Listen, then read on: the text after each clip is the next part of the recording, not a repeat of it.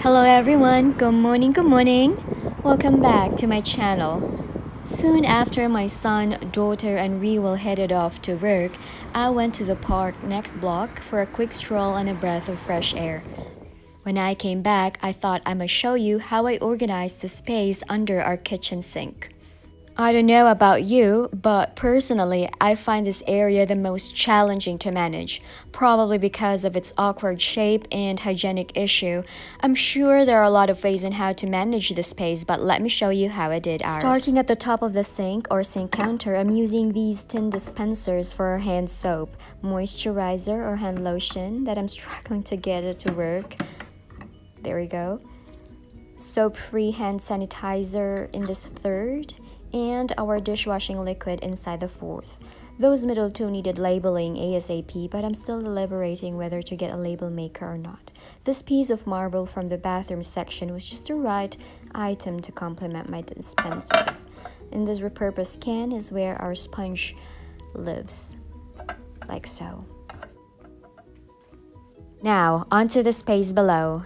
Ang.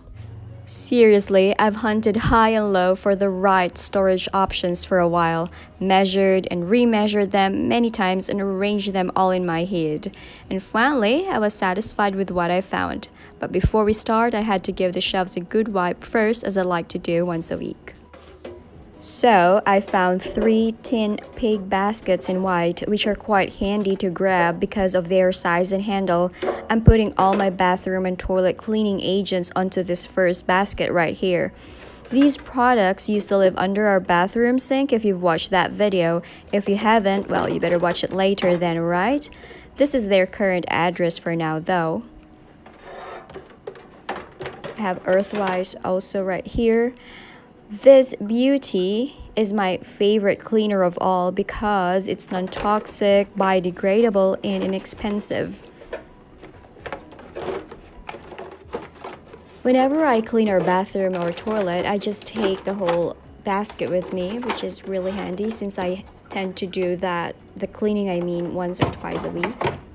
I just actually take it from here because this is where it lives for now. This second basket hasn't seen sunshine in a while because of the winter, honestly, but spring is springing up in a few weeks and we'll be taking this out in our garden again since we have projects planned. That's right, this is our garden tool basket, a place for our trowel, weeder, pruner, and usually our garden gloves, but they're currently hanging outside because apparently they're not clean enough to stay here. We don't like to keep a lot of tools because our garden is not that big anyway. We live in the city and having a garden, although tiny, is considered a luxury. So for now, these tools are just enough.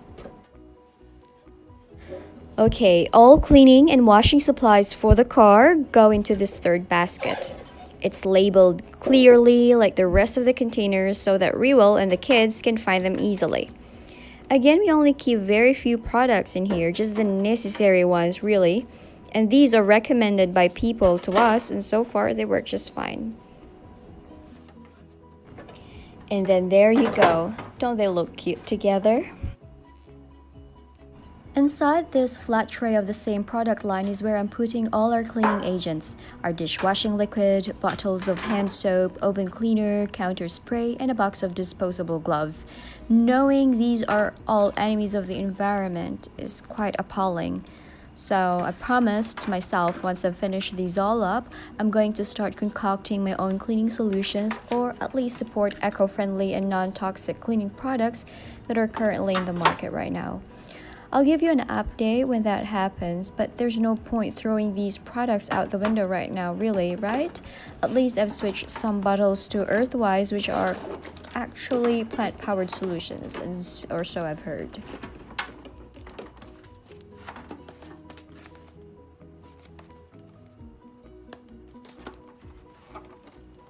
Our paper towels and table napkins live together in this tray with our sponges and steel brushes. We make sure not to overstock and hoard more than a couple at a time. That's why there's only enough space for a couple or so here. Putting them down at the lower shelf away from the garden tools, toilet, and car cleaners seemed hygienic. and I didn't like the idea of mixing my table napkins with the cleaners at the top shelf, although they're reasonably cleaned. This last one is quite heavy. It's Rewell's toolbox. Unfortunately, he left specific instructions not to show the mess inside, and I'm not even allowed to touch it. Can you believe that? I can't. Well, we have another two exactly like this sitting in the car as our first aid kit, and another as his tackle box for fishing. But this guy lives right here and it's not going anywhere, according to me. And that's it. Those are the spaces above and under our kitchen sink. Two of my happy corners in the house. Thank you for joining me here once again. I hope you enjoyed and hopefully found something new and inspiring today. Enjoy the rest of your day and see you on the next video. Ta-ta!